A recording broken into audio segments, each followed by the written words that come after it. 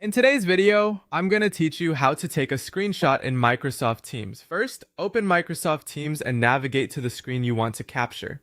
This could be a chat, a meeting window, a shared presentation, or any other view inside Teams.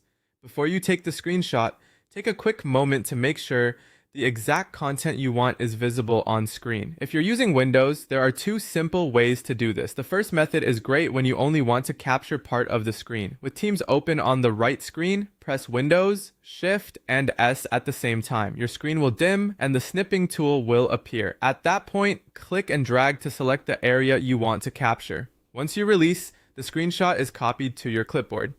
You'll usually see a notification appear, and you can click that notification to open the image, make quick edits if needed, and save it. When saving, choose the location that works best for you so you can easily find it later. The second Windows method is useful if you want a full screen screenshot right away. Simply press Windows and Print Screen together. Windows will automatically capture the entire screen and save the image for you.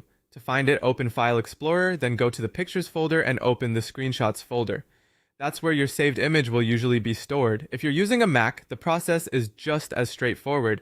To capture the entire Teams screen, first make sure the correct Teams window is visible, then press Command, Shift, and 3. Your Mac will take the screenshot immediately and save it automatically, usually to your desktop. If you only want part of the Teams screen on Mac, press Command, Shift, and 4. Your cursor will change, allowing you to click and drag over the section you want to capture. Once you release your mouse or trackpad, the screenshot will be taken and saved automatically. One important tip: before you share any screenshot from Teams, always check for private or confidential information.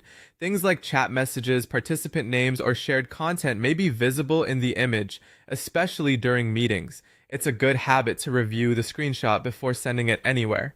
And that's how to take a screenshot in Microsoft Teams on both Windows and Mac.